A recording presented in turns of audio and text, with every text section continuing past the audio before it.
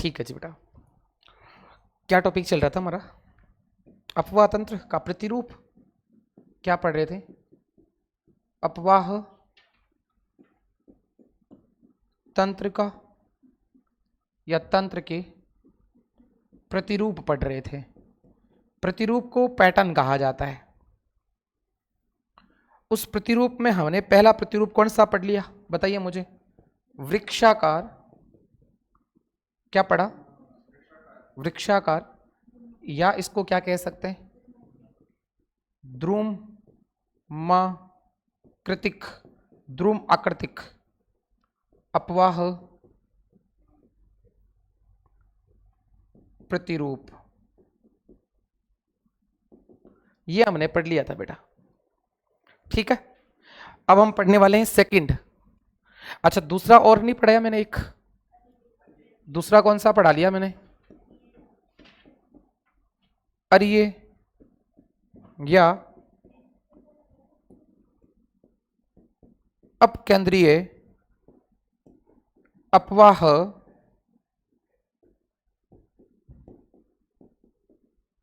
प्रतिरूप, इतना आप लोगों ने पढ़ लिया था। अब लिखेंगे जालीनुमा या समकोणीय प्रतिरूप। क्या पढ़ेंगे बेटा? जालीनुमा प्रतिरूप। अगली हेडिंग लगा दीजिएगा, जो आज की हेडिंग होगी हमारी। ये दो तो मैंने आपको पहले से समझा रखा है। आज का जो हमारा टॉपिक चलेगा उसका नाम है जाली नुमा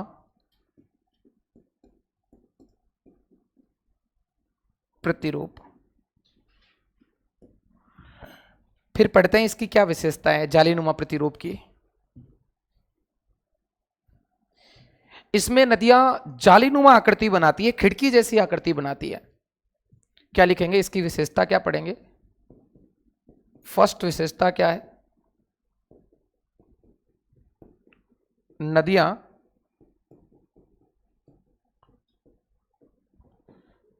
जालीनुमा आकृति बनाती है। जब नदियां जालीनुमा आकृति बनाती है तो इसका पैटर्न भी कैसा होगा? जालीनुमा। यस, अगली बात करते हैं।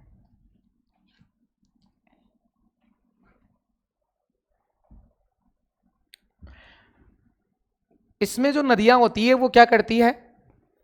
मुख्य नदियां तो समांतर चलती है, जबकि इसकी सहायक नदियां जो होती है वो समकोण पर चलती है, 90 डिग्री पे चलेगी। कैसे, वो समझा रहा हूं आप लोगों को।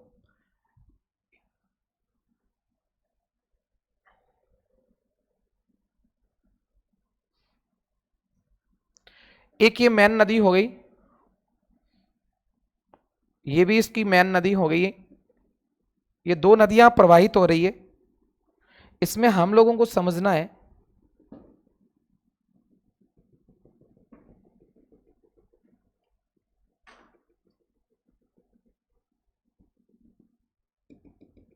ये दोनों की दोनों कौन सी नदी है बेटा? मुख्य नदी है। और मुख्य नदियां दोनों की दोनों क्या चल रही है? समांतर चल रही है। जबकि इसकी सहायक नदियां जो होगी ना, चाहे वो कोई भी सहायक नदी है, वो इसके क्या करेगी? इस तरीके से क्या करेगी बेटा? इस तरीके से क्या करेगी? समकोण पर काटेगी।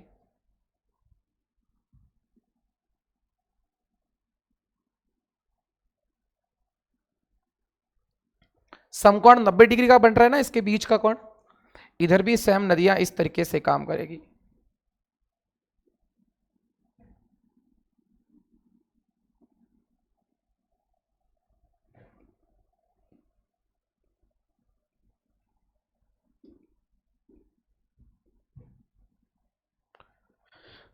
और एक जाल बन जाएगा, एक नेट बन जाएगी, जाली बन जाएगी। अच्छा, इसकी भी उपसहायक नदियां भी तो हो सकती है।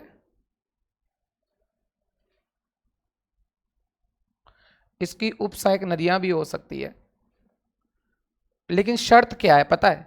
शर्त इसकी यही है कि जो भी होगी वो समकोण पर काटेगी।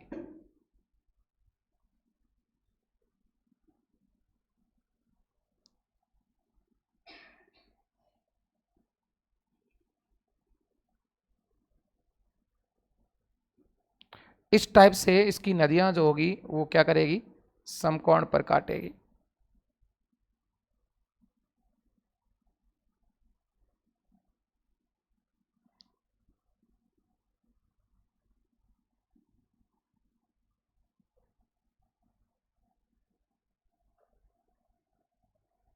ऐसे आप लोग बना दीजिएगा।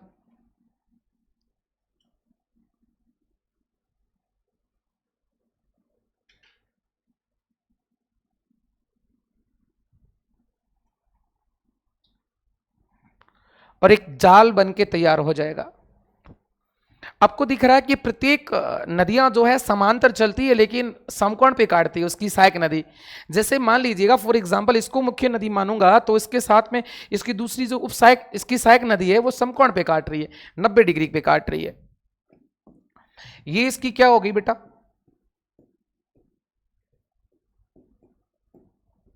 मुख्य नदी। ये भी क्या है बेटा, और ये जो दोनों मुख्य नदियां हैं वो कैसे चल रही है, दोनों की दोनों मुख्य नदियां, आपको ध्यान रखना है बेटा, दोनों की दोनों मुख्य नदियां जो है वो क्या करती है, नदियां मुख्य नदियां तो क्या चलती है, समांतर बहती है। जबकि ये इसकी क्या है, इसकी अगर मानूं मैं तो ये इसकी सहायक नदी है। और इसका रूल है कि सहायक नदी 90 डिग्री का कोण बनाएगी, इट मीन समकोण पे काटेगी। क्या करेगी, 90 डिग्री का कोण या समकोण पर। और इस सहायक नदी की भी जो सहायक नदी है तो उस सब जब सहायक नदी की सहायक नदी लगेगी तो सहायक नदी मुख्य हो जाएगी और दूसरी वाली उसकी सहायक हो जाएगी, वो भी तो उसी के क्या कर रही है, समकोण काट रही है। ऐसा एक जालीनुमा अपवाह तंत्र तैयार हो रहा है। कैसा अपवाह तंत्र तैयार हुआ बेटा,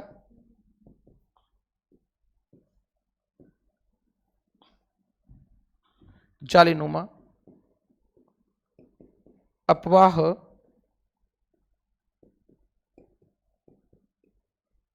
प्रतिरूप तैयार हो गया। उतार लीजिए एक बार।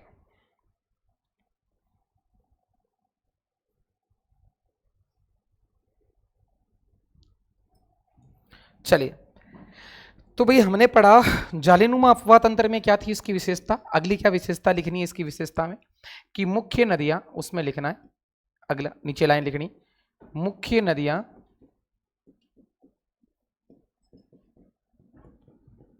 समानांतर बहती है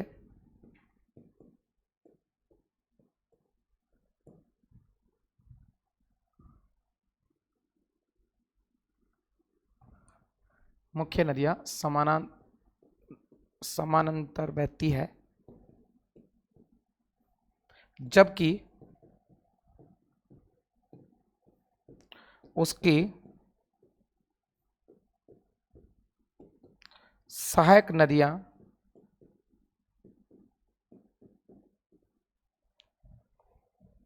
90 डिग्री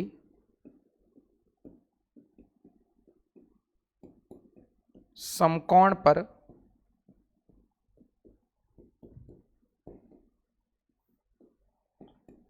प्रवाहित होती है।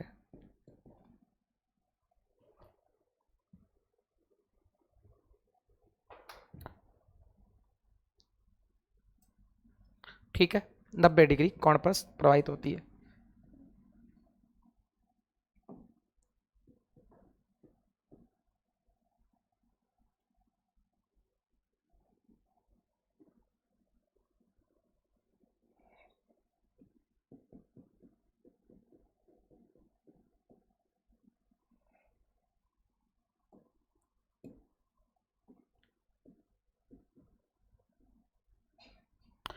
चलो जी, उदाहरण क्या है इसका, छोटा नागपुर पठार, छोटा नागपुर पठार की नदियां, कौन से पठार की नदियां हैं बेटा, छोटा नागपुर पठार की नदियां। अब छोटा नागपुर पठार की कौन कौन सी नदियां हैं उसके बारे में डिस्कस करेंगे। एक तो आपने छोटा नागपुर के पठार की नदी का नाम सुना होगा, दामोदर नदी। और कौन सी नदी हो जाएगी, स्वर्ण रेखा नदी। और कौन सी नदी हो जाएगी? उत्तरी कोयल। और कौन सी नदी हो जाएगी? दक्षिणी कोयल।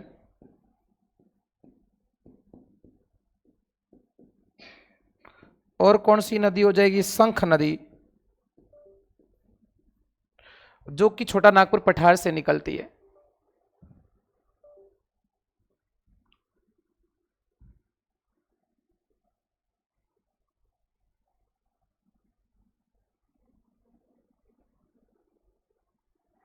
हो गया?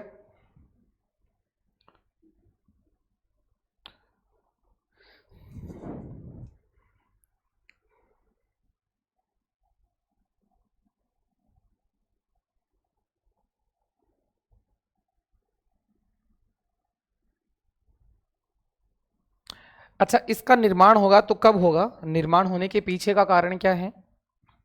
कारण है निर्माण का कारण। ऐसा अपवाह तंत्र निर्माण हो रहा है तो उसका निर्माण का कारण क्या है? कारण यही है कि कठोर व मुलायम चट्टानों का एक के बाद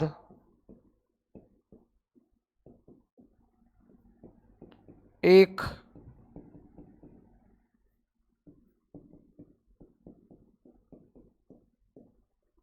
समानांतर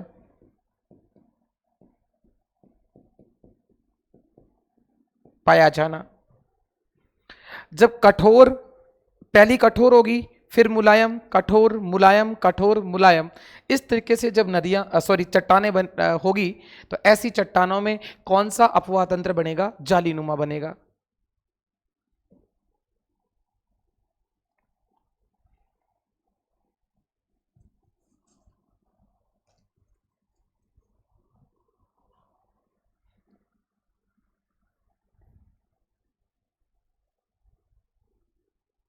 हो गया? बढ़े आगे, अगला अपवाह तंत्र लें।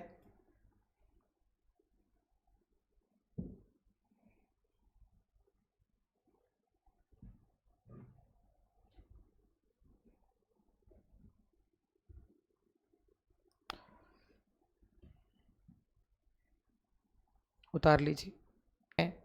ये बात हमारी पहले हो रखी है कि भाई इसमें पर्वत और पठार हो सकते हैं, बाकी चारों ओर ढलान है, मध्य में पहाड़ी है, पहाड़ी से चारों ओर नदियां निकल रही है, और जो नदियां निकलेगी तो अपवाह रूप कौन सा बनाएगी? अपकेंद्रीय। मतलब ये अपकेंद्रीय बल के आधार पर काम कर रही है। अभी जो हम पढ़ रहे हैं, अपकेंद्रीय में नदियां दूर जाती है। पता, हमने पढ़ा कि जैसे प्लेटों की गतियां होती है, एक अपसारी होती है, एक अभिसारी होती है। अपसारी प्लेटें जो होती है वो एक दूसरे के विपरीत गति करती है, उल्टा जाती है। तो ये इसके विपरीत है, ये इसके विपरीत है, इसका मतलब चारों दिशाओं की तरफ जा रही है, बीच की ऊंची भूमि है। जबकि इसमें क्या है? इसमें उल्टा है, जस्ट इसका उल्टा। कैसे? कि बीच में जो भाग होगा वो क्या होगा? ऐसा भाग है जो कैसा है? निम्न भूभाग है। कोई झील हो सकती है, बड़ा मां खड्डा हो सकता है, और निम्न भूभाग है तो नदियां बाहर से इस तरफ आएगी, चारों ओर से नदियां क्या करेगी? ऊंचे वाले स्थान से, चारों ओर से ऊंचे वाले स्थान से नदियां इसकी तरफ आएगी, और इसमें क्या हो रहा है? नदियां जा रही है। मतलब अपन ये पढ़ रहे हैं कि इसमें नदियां क्या हो रही है? बाहर की तरफ क्या हो रही है बेटा? जा रही है। जबकि इसमें हम लोग क्या पढ़ रहे हैं? नदियां क्या हो रही है? बाहर से इस तरफ क्या हो रही है? आ रही है। क्यों आ रही है? क्योंकि ये बाहर वाले जो भाग है ना वो क्या है बेटा? उच्च है। बाहर वाले जो भाग है वो क्या है? उच्च है। और बाहर वाले उच्च भाग है तो वहां से नदियां क्या होगी? नदियां आएगी। और जब नदियां आती है तो ऐसी कंडीशन में जो अपवाह प्रतिरूप बनेगा वो अपवाह प्रतिरूप कौन सा बनेगा? अभी केंद्रीय अपवाह प्रतिरूप बनेगा, जो कि इसका क्या है? उल्टा है। और इसमें हम ये भी पढ़ सकते हैं ना, अपकेंद्रीय। अपकेंद्रीय का उल्टा कौन है? अभिकेंद्रीय। और अभिकेंद्रीय का उल्टा कौन है? अपकेंद्रीय। अपकेंद्रीय में मध्य का भाग ऊंचा होगा और नदियां चारों ओर जाएगी। क्लियर बात है? जबकि अभिकेंद्रीय में मध्य का भाग होगा वो नीचा होगा और चारों ओर से नदियां आएगी। बस यही है। इसका एग्जाम्पल हमने पढ़ा था ऊंचे भाग का, अमरकंटक की पहाड़ी। याद आ रहा है?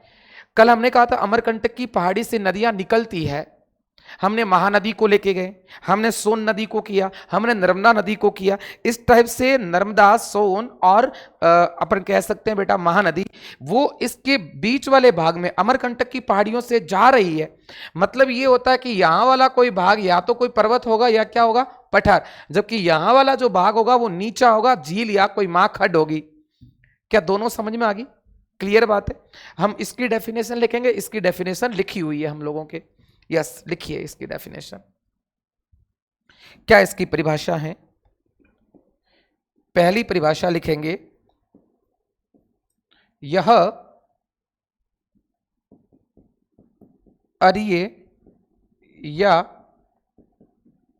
अपकेंद्रीय अपवाह अपवाह प्रतिरूप का उल्टा या प्रतिरूप की उल्टी स्थिति है। इस जगह उल्टी की जगह विपरीत भी लिख सकते हैं ना कोष्टक में। कैसी कंडीशन है? अपोजिट कंडीशन है ये।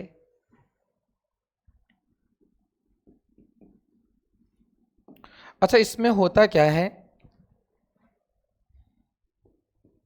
इसमें क्या लिखोगे? मध्य के निम्न भूभाग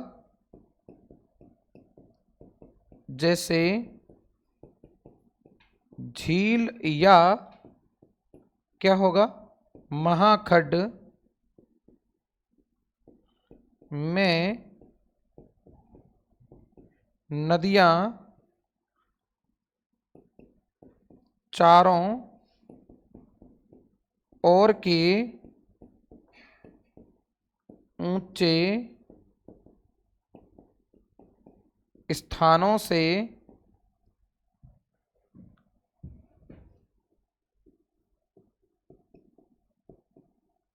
प्रवाहित होकर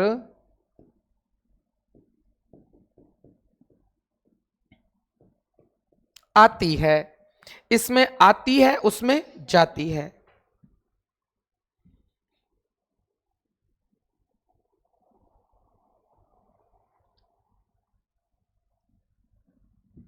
अर्थात चारों तरफ से नदियां आकर गिरती है, चारों तरफ से नदियां आकर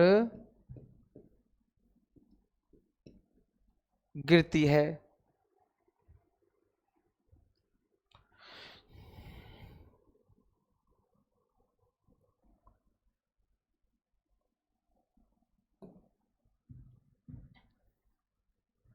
लिख रहा हूं उदाहरण। ऐसे उदाहरण कहां देखने को मिलते हैं? एक तो मणिपुर की लोकटक झील है ना, वहां उदाहरण देखने को मिलते हैं। कहां की झील में उदाहरण मिलते हैं ऐसे? मणिपुर की कौन सी झील है बेटा? लोकटक झील। आपको याद रखना पड़ेगा, यहां इस लोकटक झील के अंदर एक तैरता हुआ अभ्यारण्य है। कैबुलाम जाओ, अगर आपने पढ़ा हो तो, तैरता हुआ अभ्यारण्य है, अंदर तैर रहा है झील के अंदर। क्लियर बात है। अब ये झील है तो झील क्या है, नीचा भाग है, तभी तो जल भरा है उसमें। अब इसमें कौन कौन सी नदियां मिलेगी?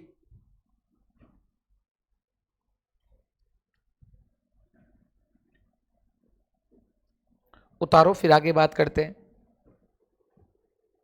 इस मणिपुर वाली जो लोकटक झील है, इस झील के अंदर नदियां गिरती है। और कौन कौन सी नदियां गिरती है? मुख्य रूप से 4 नदियां हैं, जिसको मणिपुर नदी या इम्फाल नदी कहा जाता है। एक तो कौन सी नदी गिरती है इसके अंदर? मणिपुर या इम्फाल नदी। मणिपुर या इम्फाल नदी। और मणिपुर की राजधानी क्या है बताइए?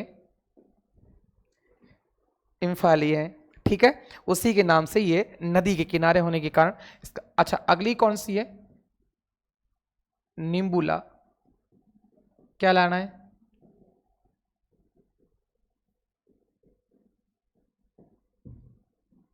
एक और नदी है जिसका नाम है नामबोल, निम्बूला, नामबोल, है ना। एक और है खुंगा। खुंगा किसको कहते हैं? मशरूम को कहते हैं ना, ये खुंगा नदी है। अच्छा एक बात और बता रहा हूं आपको, ध्यान से सुने।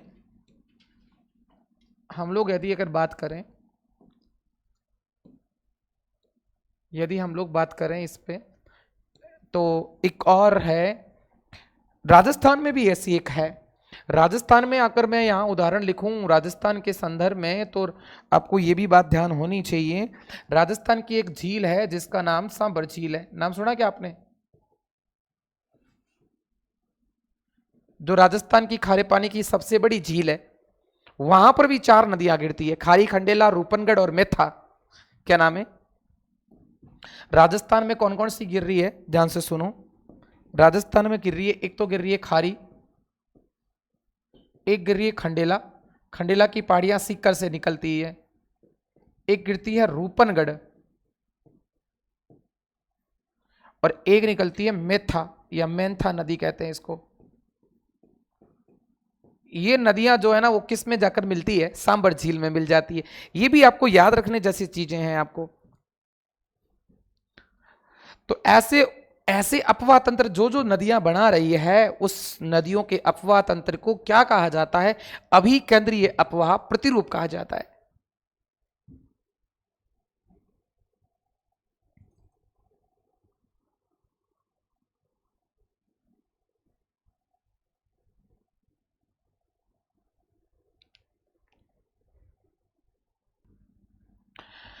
अगला अपवाह प्रतिरूप पढ़ते हैं जिसका नाम है समांतर प्रतिरूप।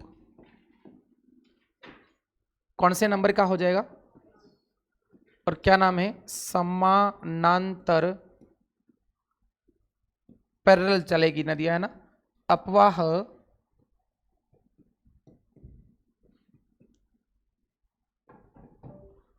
प्रतिरूप।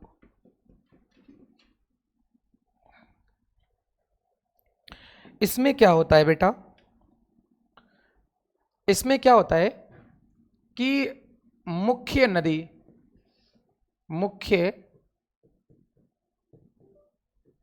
नदियां तथा उसकी सहायक नदियां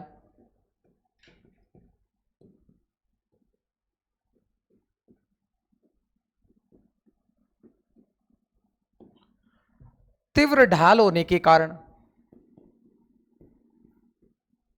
क्या होने के कारण? तीव्र ढाल होने के कारण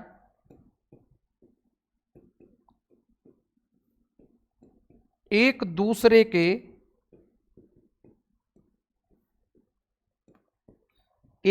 क्या बहती है? समानांतर बहती है। ढाल ज्यादा है, बहती है या प्रवाहित होती है। तो ऐसी अपवाह तंत्र कौन सी नदियां बनाएगी? तीव्र ढाल वाली नदियां। या तो तीव्र ढाल होगा या एक समान ढाल। कौन सी नदियां होगी बताइए मुझे? तीव्र तथा एक समान ढाल वाला क्षेत्र, तीव्र तथा एक समान ढाल वाला क्षेत्र। क्लियर बात है? ऐसे क्षेत्रों में, अच्छा उदाहरण के तौर पे बात करूं मैं, तो पश्चिमी घाट की नदियां जो है, जो पश्चिमी घाट से निकलकर अरब सागर में गिरती है, वो नदियां बहुत कम रास्ता तय करती है और एकदम क्या है? तेज ढाल है। और तेज ढाल होने के कारण नदियां जो है, उसकी सहायक नदियां और मुख्य नदी दोनों ही समांतर ही चलती है। देखिएगा, 2 डायग्राम बना रहा हूं, उस दोनों डायग्राम से समझना है आप लोगों को। मैंने यहां आपको बता दूं कि इस जगह डायग्राम बना रहा हूं मैं,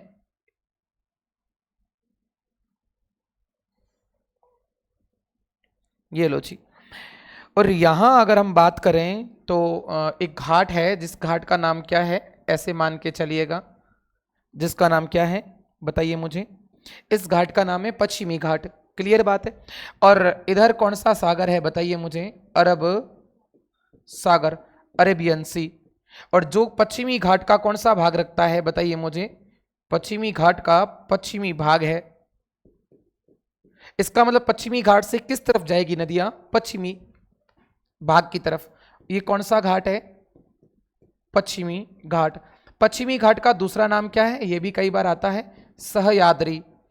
इस सहयाद्री से निकलने वाली जितनी नदियां जो है, यदि वो सहयाद्री से निकल रही है और किस तरफ जा रही है, इस तरफ जा रही है, तो ये इसकी मान लीजिएगा कि ये इसकी मेन नदी है, ऐसे ये इसकी मेन नदी है। जबकि मेन नदी के साथ में ये इसकी जो मिलेगी वो सहायक नदी है, ऐसे क्या है, ये मेन नदी है। और इसकी अगर मान लो कोई सहायक नदी होगी ना, तो उसके समांतर ही चलेगी, क्योंकि आखिर निकल तो दोनों ही वहीं से रही है ना। मुख्य नदियां भी इसकी क्या चलेगी, समांतर चलेगी, ऐसे।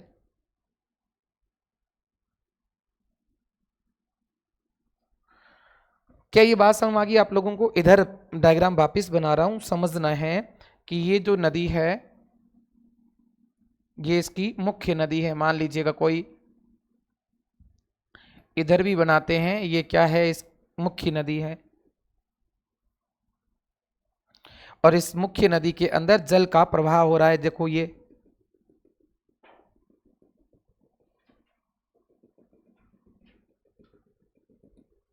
इस मुख्य नदी की जो सहायक नदियां हैं वो भी क्या करेगी, इस तरीके से इसके साथ में मिलेगी।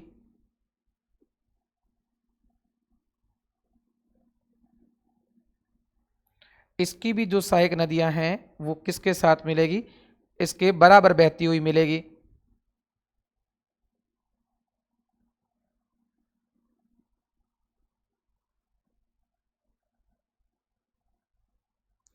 समझ पा रहे हैं मेरी बात को? लगभग लगभग ये क्या चलेगी, बराबर चलेगी, भले ही सहायक नदियां हैं इसकी।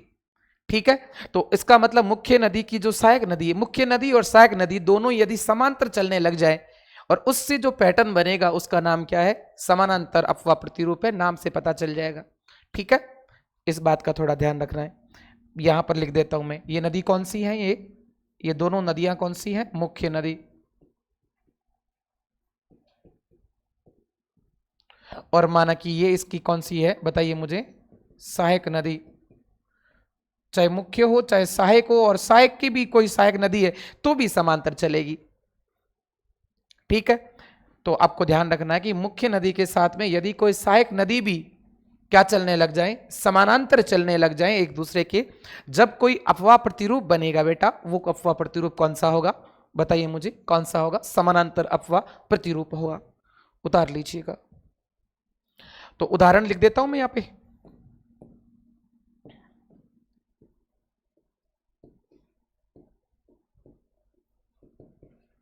उदाहरण में क्या लिखेंगे बेटा, सुनिए कि पश्चिमी घाट, कौन सा घाट, पश्चिमी घाट,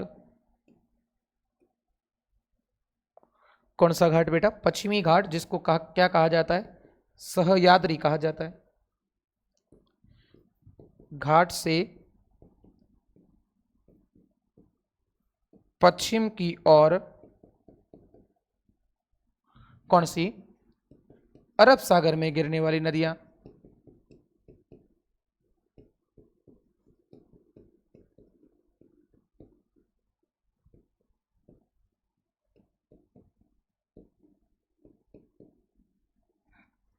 ठीक है, कारण क्या है, कारण मैंने आपको बता दिया कि ढाल एक समान है और तीव्र है, बस यही अपवाह प्रतिरूप बनेगा। और ये अपवाह प्रतिरूप कौन सा है, अच्छा ये 5वें नंबर का है ना, कौन से नंबर का अपवाह प्रतिरूप है, 5वें नंबर का।